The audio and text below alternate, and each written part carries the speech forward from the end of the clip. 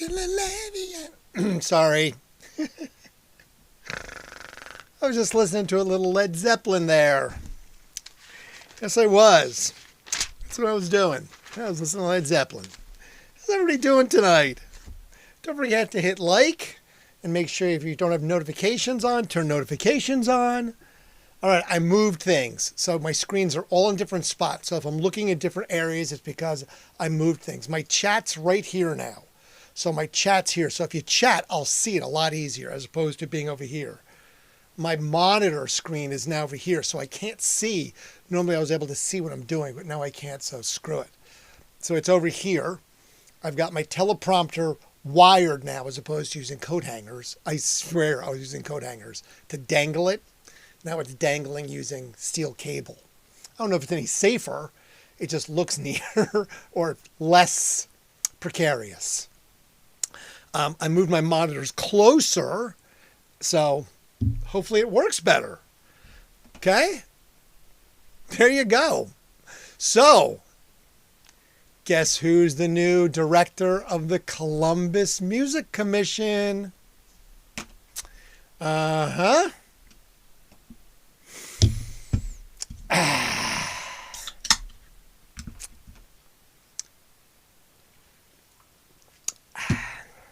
No, seriously, guess. I have no fucking clue because they called me today and said, we're not giving you the job. There you go. I know. The suspense was killing you. Hi. Canted Leverage. What up? Don't forget to hit like and hit notifications. Where are you at tonight? I want to know. So no, I did not get the job. How's that for you? Columbus Music Commission. I was the board chairman. I've been on the board.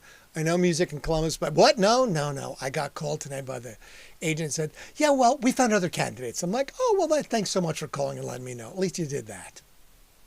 So there you go. I'm remaining unemployed and unemployable, apparently. My next course of action is to go get a job working in a warehouse at this point. Oh, crap. What the hell, man? It's hard being an old rock star. Or at least rock star wannabe. That's where I live, in the wannabe area. Anyway, I hope everyone had a fabulous Thursday. Tomorrow's Friday already. The week went screaming by. It's the 20th of November. Thanksgiving's next week. A week from today is Thanksgiving, which is crazy. And that means my birthday's in like 3 weeks. That's nuts. I don't even want to think about it. I don't know when I'm going to do for my birthday. Nothing. Work, probably. It gets less and less exciting as you get older. I will tell you this. When I had my 50th birthday, I was like, I don't want it. That was the end for me. I said, you know what? I am now going to be 39 forever. I just don't want to do it anymore. That was sort of that defining moment for me. I was like, it's the midlife crisis. And actually, it's not. Your midlife, if you only live to be 72, think about what that is. That's 37. Your midlife crisis is 37, people. So if you pass that and you're saying, remember your midlife crisis? Yeah, you're having your later life crisis if you're beyond that. And if you're not, when you get to 37, guess what? That's your midlife crisis. Just so you know. Sharing it for everybody. Want to get that information out there. Oh, shit. So I have no deaths tonight, except for there's a death or two. But like, not a huge, but my birthday list is insane. So when we get the birthdays, it's going to be a big, long, beautiful list.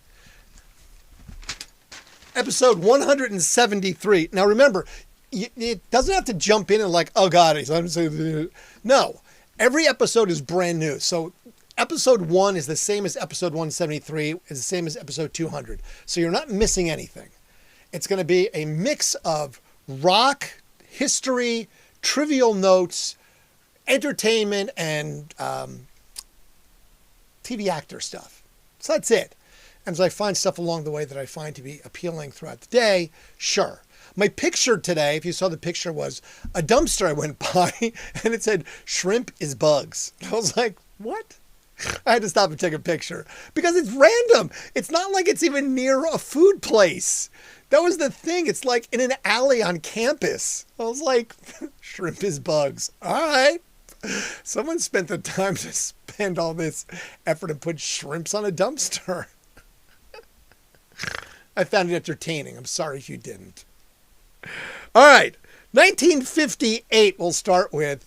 Muppets Incorporated is formed by Jim Henson and his future wife, Jane Niebel. It's now known as Jim Henson Company. I was surprised that Jim Henson had a wife. Sorry. I know that's horrible for me to assume that, but I just did. I didn't know Jim Henson was married. That's me. Sorry. I know. Cancel me. I'm a horrible, horrible, horrible fucking human. 1959, WABC, not WNBC, WABC fires Alan Freed over his refusal to swear innocence in a payola scandal. Now, payola, if you don't know what it is, payola was created by the owners of radio stations back in the early days because this was where a DJ would take some sort of compensation or remuneration for playing a song. Okay? Now, payola's as gray as it gets. All right? Now, if you hand someone a 20, hey, here's $20, play my song. That's clearly payola. Okay? Now, when the record reps back in the days had the disposable cash sales, when they would come and do their market visits, I mean, if they took you shoe modeling, I mean, they dropped some money on a steak dinner, a bunch of booze, and a bunch of singles, because that's what it was. But it wasn't payola per se, because you weren't really accepted. Oh, we're going out to dinner kind of thing. Now, where it gets kind of weird is that, see, when I was the owner, I could accept anything I wanted, because it was written by owners. I wasn't a DJ. So if I want to take any kind of like, here you go, here's a trip to Jamaica. Okay. Play this music. Okay. That wasn't payola because as the owner, I know about it. All right. Sounds good. That issue came into, it was called pay for play. And that was a totally different thing and a different sort of reaction to it. But either way, I mean, we had to sign, things all the time when record companies would buy us stuff. Hey, here's 500 T-shirts. You basically have to sign a little document that says, we didn't add a song for this 500 T-shirts. And typically we didn't. I mean, we never did payola per se, or pay for play is what that was, that there was no direct compensation for it. But I mean, there was artists and there was labels and there was people that we were more familiar and friendlier with than others. So yeah, that swearing innocence. He got fired for not swearing innocence. Interesting turn of a coin phrase. I think that's one of those. Yeah, But shrimp are crustaceans. They are. It's true. I know they are crustaceans, but are crustaceans bugs? I'm just wondering. Are crustaceans bugs? I don't know. You tell me. They look like spiders. They're kind of crawdads, lobsters, kind of look like, from the spider family, the arachnid family. Anyway, 1976, George Harrison appears live on Saturday Night Live. He haggles with Lorne Michaels, and then he plays Here Comes the Sun. And then he does a duet with Paul Simon, and he sings, where was it? I'm sorry, I blew that one. Homeward Bound. Homeward Bound. I had it memorized, and then it just, brain cell lost, just gone. Remember we talked about the biggest blows of movies ever? Well, one we talked about was Heaven's Gate, how it lost, $158 million, I think I said. Well, on this day, a few days later, after it blew all this money, United Artists withdrew $44 million from it, making it more of a bust, for re-editing. Now, if it cost you $44 million to re-edit, all you're doing is pulling the money out and someone's going, you owe me the money, man. You got to pay me back. All right, we'll re-edit it. There you go. Take your money back, Mr. Investor. There's no way. $44 million for re-editing? I mean, bro, sign me up. I'll learn to edit. I'm in the wrong business then. That's nuts. I don't believe it. I'm sorry. That just seems a bit more than normal. This one seemed like, I was like, really? 1982, Drew Barrymore hosts Saturday Night Live. She was 7. Like, what the actual beep? Like 7? That's just wrong. I don't know.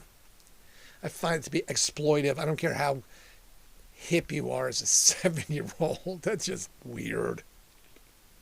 2001, Josh Groban releases his debut album, Josh Groban. It goes to sell over 5 million copies. I didn't listen to a single Josh Groban song today. I'm not going to lie. I just didn't. Because I was like, really? Josh Groban? I was like, I don't even know who he is, I don't think. I mean, I do, but do I really? I don't know. I'm like, no, I'm not going to listen to Josh Groban. It just felt wrong. It just didn't feel right to me. I was like, yeah, I'm not going to do that.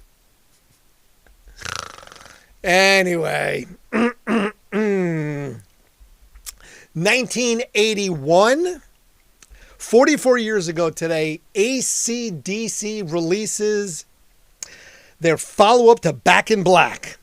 For those about to rock, we salute you. And if anybody has ever been to the big room at the radio station, that is what I put above the door of the green room. So every single band, as they walked out to go perform on that stage, whether it was Coldplay or Moby, who did, they saw that little sign above their head, and it said, for those about to rock, we salute you. What a great title by AC/DC. 44 years ago, it came out, and it was their first and only #1 album in the U.S. Outstanding. Funny part is, it was recorded in Paris. Like Paris, France. Interesting. Also on this day, 1981, 44 years ago today, The Clash released their single, This Is Radio Clash. It was never on an album. It was a single, and it was only released as a single.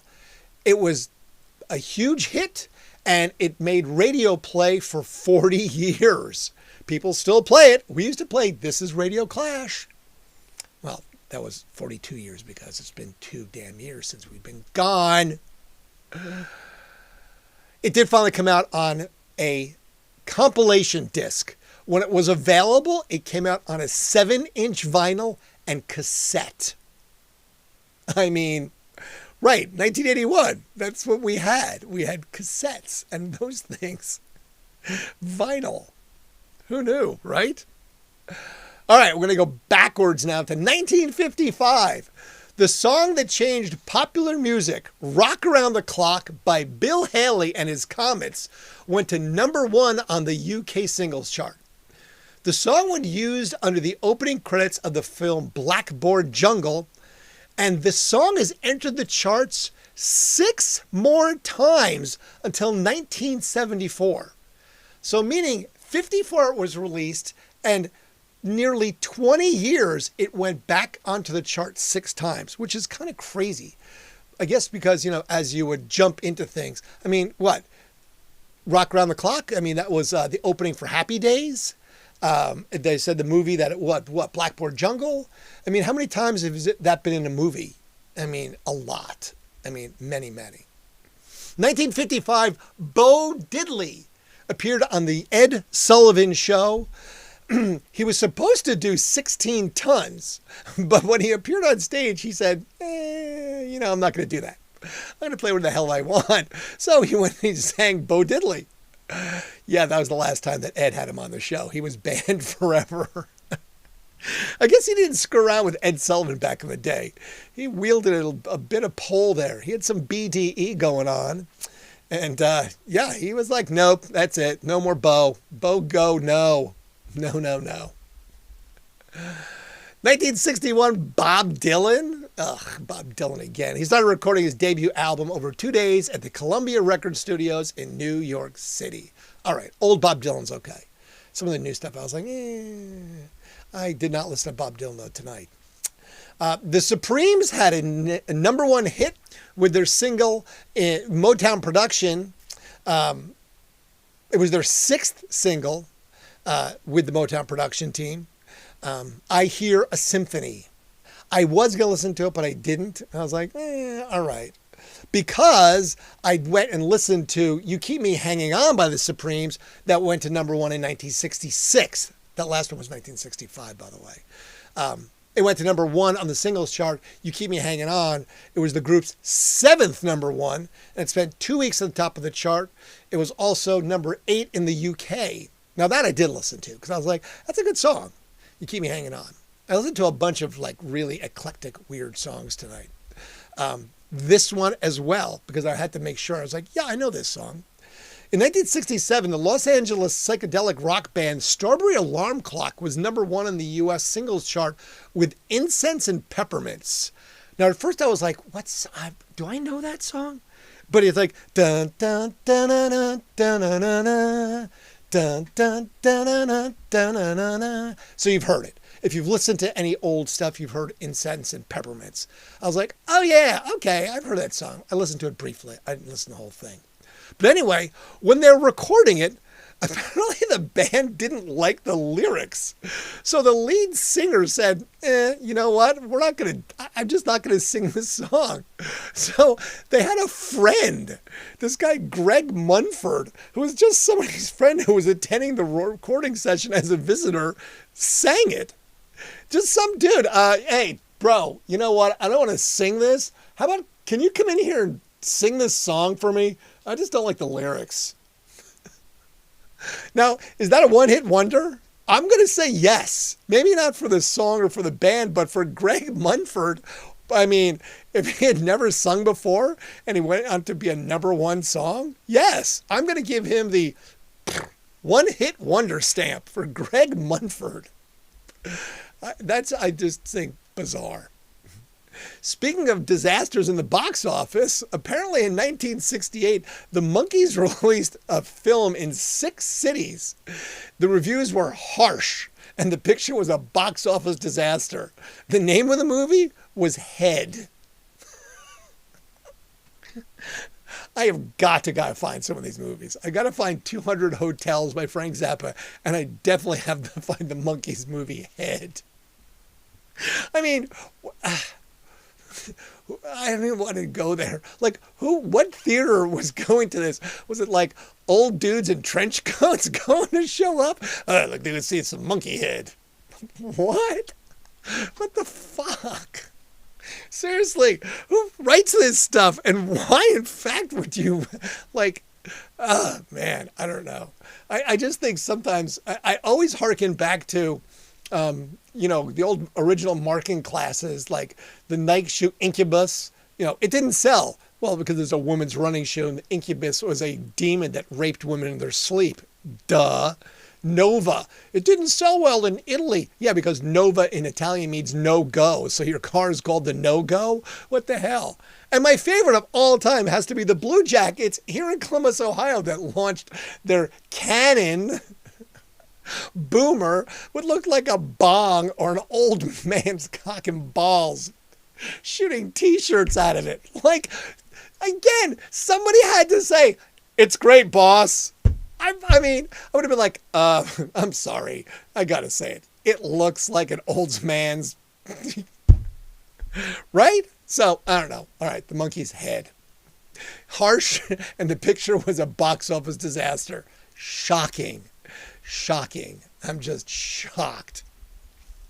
All right, 1971, Isaac Hayes started a 2-week run at number one in the U.S. singles chart with the theme from Shaft. I totally listened to that, and it's awesome. It's totally got the waka waka waka waka waka waka waka waka. Shaft. He's the man. Shaft. It is just brilliant. He actually won a Grammy for the best original score for that theme from Shaft. A Grammy for the film score theme from Shaft. I think that's great. I mean, it's beautiful. You must listen to it. You'll be like, all right, it was a beautiful thing. Now, this is a good one, okay? Now, this is one of the two Who things tonight. In 1974, Keith Moon, who was with the Who, collapsed during a concert after his drink was spiked with horse tranquilizer. Who spiked his drink with horse tranquilizer? Keith, are you spiking your drink again with horse tranquilizer? Okay, so he collapses during a concert, right? Now, you've seen bands do this before. Hey, come on up here. We're going to get this kid up here who's going to go ahead and play the guitar for us. He's going to play a song. Apparently, they had a 19-year-old named Scott Halpin who was in the audience. He volunteered to replace him on drums for the remaining 3 songs, and he did. So there you go. All right, Keith Moon's just going to be passed over. Yeah, we're just going to leave him laying down near the kid. And you, 19-year-old kid, come on up here and hit the skins. We're going to go ahead and just have anybody play Rockstar tonight. We've got someone playing for, the Electric Strawberry Alarm Clock. We got someone playing for the Who. Now, I did have to go back because I remember the Who said that they never had any guests play with them on stage. That would be wrong because they did in 1974. He was a guest and he played with them on stage. So that was wrong. Okay, now this gets to the whole police theme, all right? This is where we start to get into the police part of the show. 1975, the Bay City Rollers, Les McEwen was found not guilty, okay, of causing the death of a 76-year-old woman that he hit with his car from the previous May. Okay? Now, witnesses said that Euphemia, I swear I'm not making this up, Euphemia Clooney, spelled C-U-L-N-I-E. Clooney? Euphemia Clooney. Isn't that the name that they used in what was the that Robin Williams used when he did that when he was the woman? Euphemia Clooney? Wasn't that it? Anyway, she was walking across the road and she changed directions 4 times. So she was playing Frogger? I don't know. But anyway, McEwen was convicted of driving recklessly and he was fined $250 and banned from driving for a year. But you killed this old lady. Seriously, that's all you got? Damn, bro. That's not, 75 and London. Mm-hmm. All right, back to the Who and Keith Moon, of course. The Who kicked off a month-long North American tour at the Summit in Houston. At a party afterwards, Keith Moon was arrested for disorderly conduct and spent the night in jail. So he totally drugged himself with horse tranquilizer, right? Nobody spiked his drink. He was like, hey, let's try this.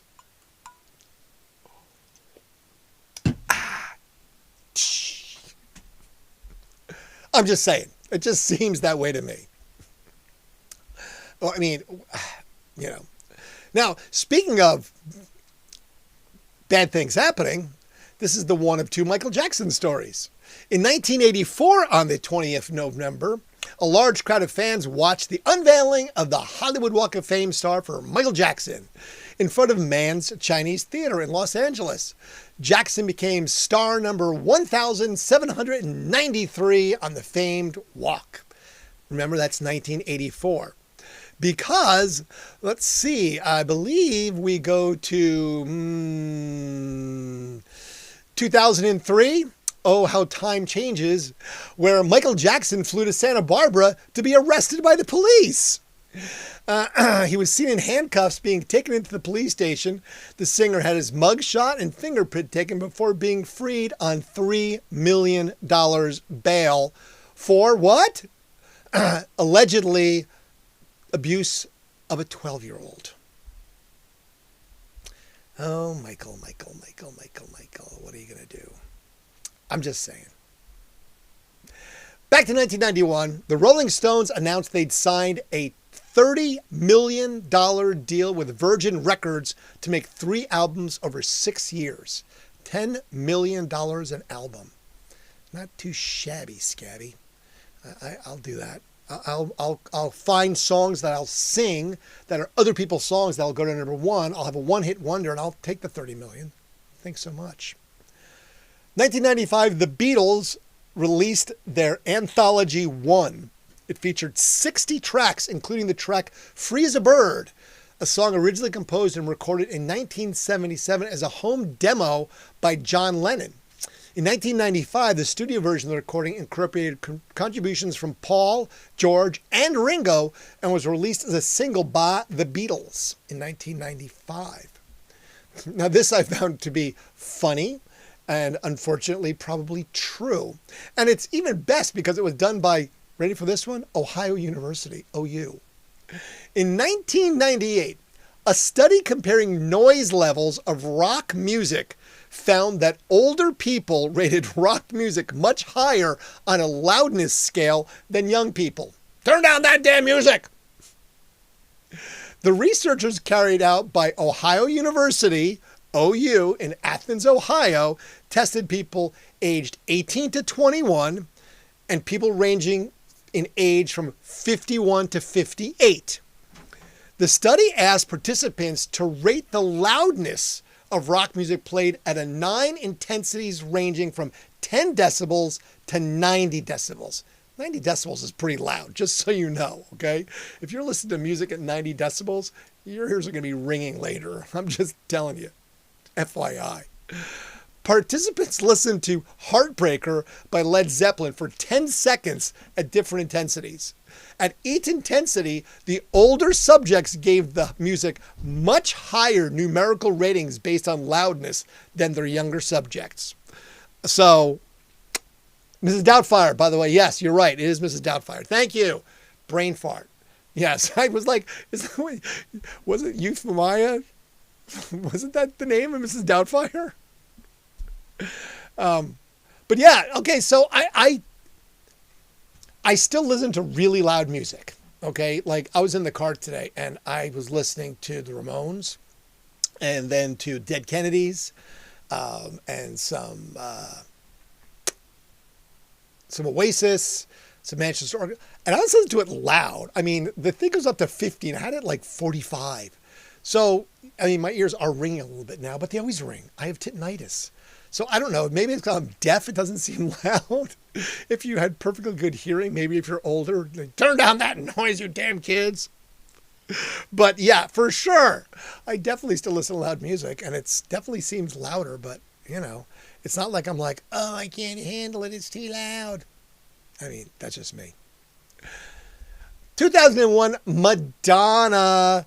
She had her childhood home in Oakland County, Michigan, sold in an auction in just 12 minutes. The house, along with a few items of rock memorabilia, was purchased for $331,000. I mean, so 12 minutes doesn't seem like a big deal. It's an auction. I mean, sold, done, next. Just saying. More bad police incidents. Midge from Ultravox was fined $750 and ordered to pay court costs by the magistrate in Kings Lynn, Norfolk, after he admitted to driving without due care. See, I love the expressions in England. Driving without due care and attention. We just call that reckless driving, okay? You were reckless without due care and attention. I saw someone without due care and attention today. The idiot driving down the roadway with his cell phone right here in the middle lane, like straddling the line. I caught the driver's attention. He was like, we were both on either side of this car. We both kind of looked at each other at once. I'm like, seriously? He was like, we both were like, the fuck, dude? So we both kind of like hesitated. Once he went, like, got into his lane, we both zoomed past him and again caught our glances like, the fuck? But he literally was driving like this. Like, this was like right here. I'm like, how can you even like, you're not even paying attention. You're on the highway. So that is what it is. Without due care and attention. The court heard that Ure was involved in a minor accident in Norfolk while driving his Chrysler people carrier to a concert near Frankenham where he was performing. Chrysler people carrier? What the hell is that? Is that like a van? I mean, oh man. Todd, where are you? I wasn't paying attention. See, I was not. I was driving without due care and attention. I was driving the camera without due care and attention. Damn it. Yes, Mrs. Doubtford, it was, oh, okay. Euphanageina. Close. All right. Thank you for that clarification. See, secret producers, always necessary.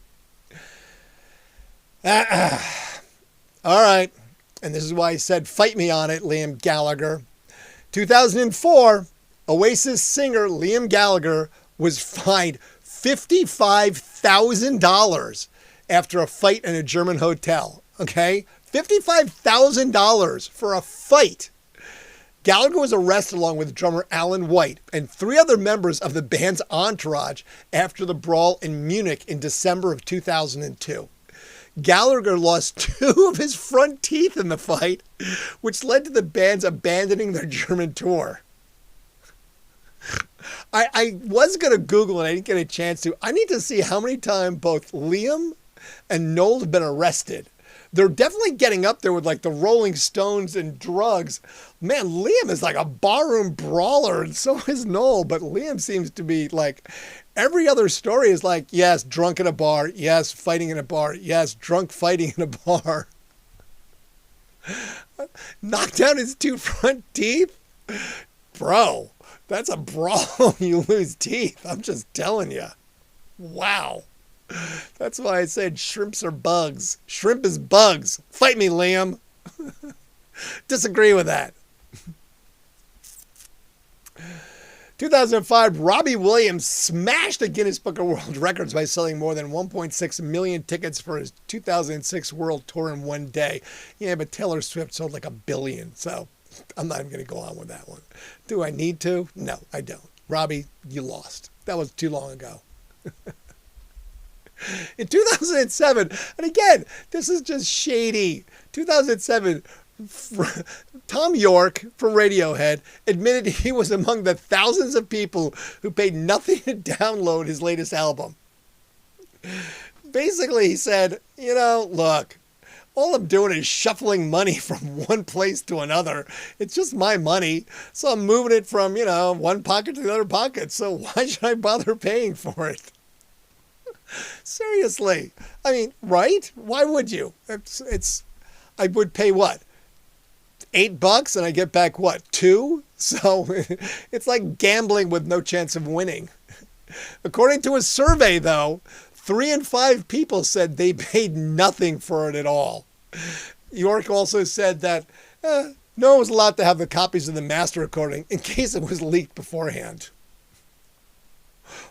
Well, I mean, sure, we're going to trust people to give us money. Here's the download. Pay us if you want to. Sure, bro. Got you covered. Here's your money.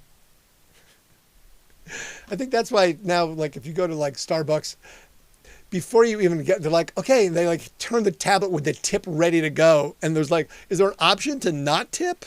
Just saying. I mean, that's just me. Otherwise. All right, so 2015, I know, Justin Bieber topped the UK singles chart with Sorry, breaking a chart record for the most tracks inside the top 40. The chart featured 8 songs from Bieber's new album, Purpose, the first time a living artist had so many simultaneous entries. His 8 entries saw him break a record set by Elvis Presley in 1957 when he had 7 songs in the top 40 singles chart. I mean, that's pretty impressive. I did not listen to a single frickin' Justin Bieber song. I don't really care to, but yeah, that's pretty impressive. You got to give him that one, all right? I mean, just saying. All right, and the last one has to be the most interesting one. Shakira, in 2023, reached a deal with Spanish prosecutors to settle a tax fraud case. Just as her trial was about to begin, the singer paid $9 million fine. Okay? Prosecutors had wanted to jail her for 8 years, right?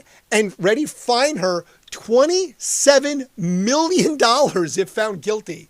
She had faced tax fraud allegations for $14 million in a Barcelona court. I mean, that sounds like the U.S. and Willie Nelson. Bro, we're taking everything. Now, see, she had the money to pay it. Willie didn't. They said, we want $7 million cash. Willie's like, I'll give you 4. All right, we'll settle for 4. I don't have 4. Well, then why would you say you'd settle for it? Why would you give him a number? Give him a number that's realistic. I've got like $12. Oh, man. If only we had such problems. I can pay that fine. How much? 14 mil? No sweat. All right, birthdays. Now, this is just the shit ton of people. Man, someone was getting some busy going on 9 months earlier. Telling you. All right. Dick Smothers. He was maybe working on the Beatles' head. I don't know. Dick Smothers. He was with the Smother Brothers. He's 86. Dr. John. He would have been 84, but he died in 2019. Dwayne Allman. Remember Dwayne Allman? He didn't make it past like 24. So he died in 1971. He would have been 79 today. Remember, he hit a back of a thing on his motorcycle, and then his bandmate died a year to the day, practically 24 years old at the same intersection. Yeah, don't drive in that intersection if you're on a motorcycle. Just saying. Joe Walsh. Right there, Joe Walsh today. I got the light flashing on him, see? Changing colors and everything. 78. 78. If I knew this was going to be my anthem song, I would have written a better song. Billy Jones of the Outlaws. He died in 1995. He would have been 76 today. Dan Powers of the Michael Stanley Band from Cleveland, Ohio. 69 years old today. Jim Brown of UB40. Saw Jim this summer at See Here Now Festival, standing in the sand, enjoying some tasty grooves with some waves in the background. He is 68. Mike D. Diamond of the Beastie Boys. Happy birthday to Mike D. 60 years old today. Fight Dog, Malik Taylor of the Tribe Called Quest would have been 55 today. Died in 2016. Jared Followill of Kings of Leon. Happy birthday. 39 years old. We've had Jared in the big room at one point. Now, this was a funny one. I just put it down because Fran Allison of Kukla, Fran, and Ollie. She's long dead, but today's her birthday. At one point, I had 3 dogs, and my dogs' names were Kukla, Fran, and Ollie. Just because. Frank Cover, Tom on the Jeffersons, also from Cleveland, Ohio. He died in 2006. He would have been 97 today. So, yeah, he's been dead for a minute. Richard Dawson from Hogan's Heroes and the Family Feud. Richard's also dead. He died in 2012. He'd also be 92 today. Bob Einstein, Super Dave Osborne. I don't know if you ever watched Home Box Office when Super Dave was around. I loved that dude. He just was sort of one of those people that I guess I could think about trying to emulate some of the crazy crap he did. It was almost like watching some of these old, like Buster Keaton black and white silent pictures where he just did the craziest crap and always got, killed, destroyed, blown up, something. It was like a bad Roadrunner movie, and he was always the Roadrunner. Super Dave would have been 83 today. He died in 2019.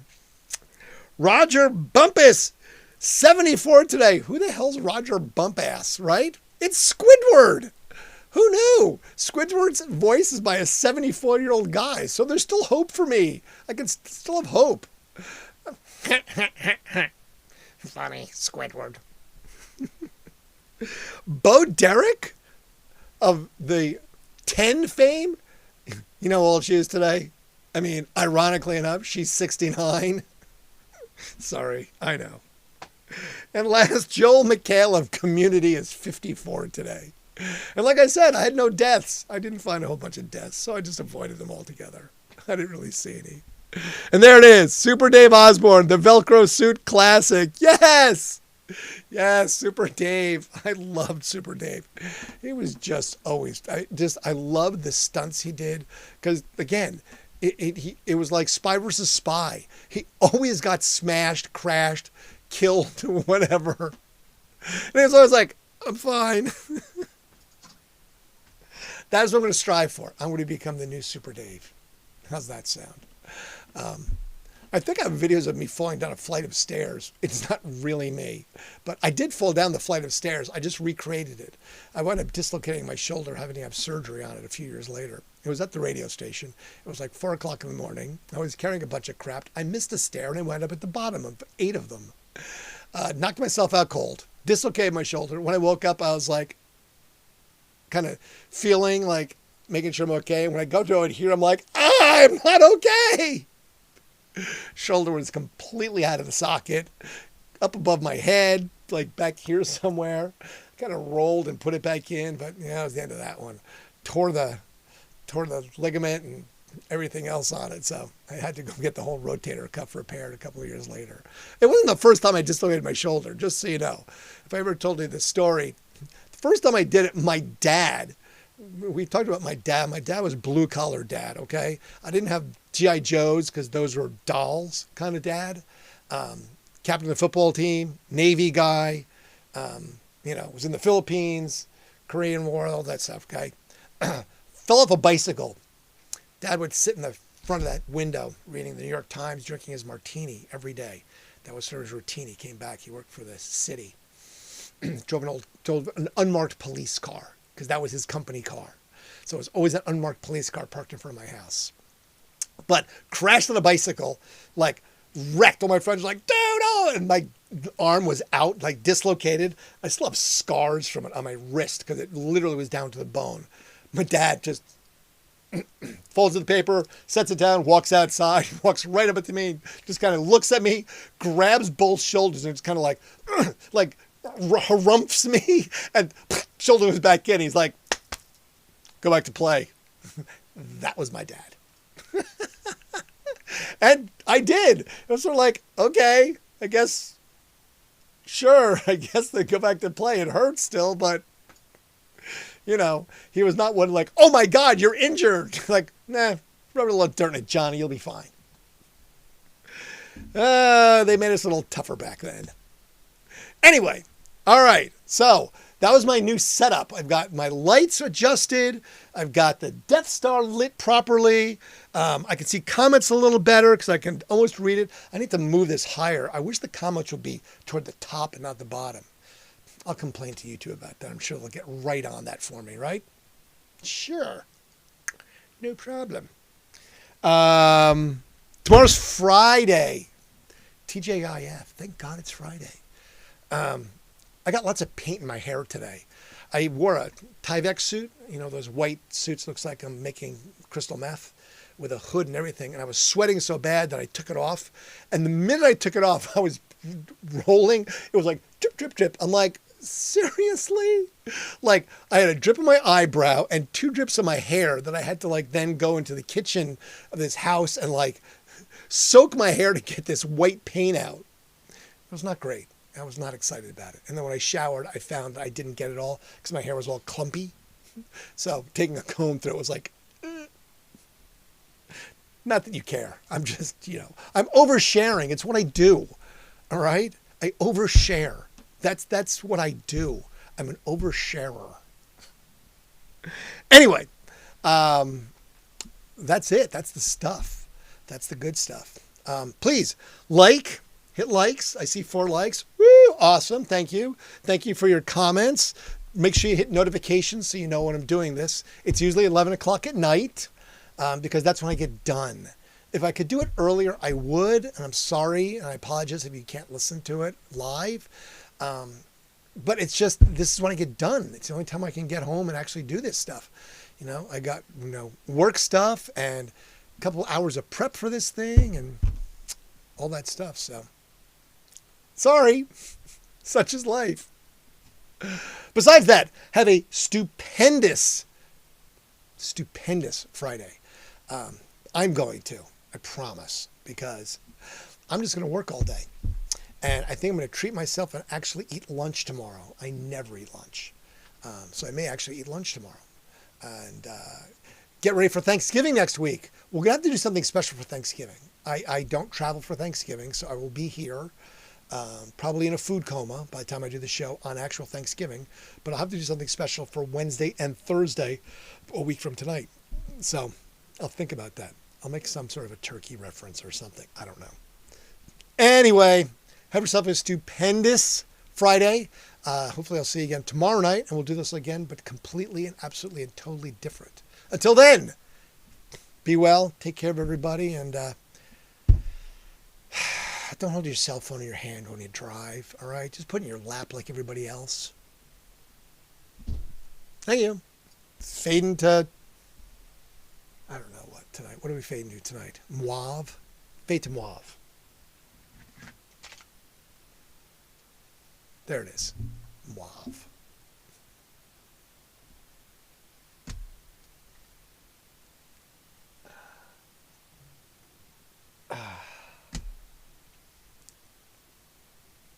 Did it not end? Oh, crap. That's the preview. It did end. My bad. I totally didn't even see the screen. I'm like, why is this not ending? Oh, man. Pilot error and then some. Man, I got to use this new setup.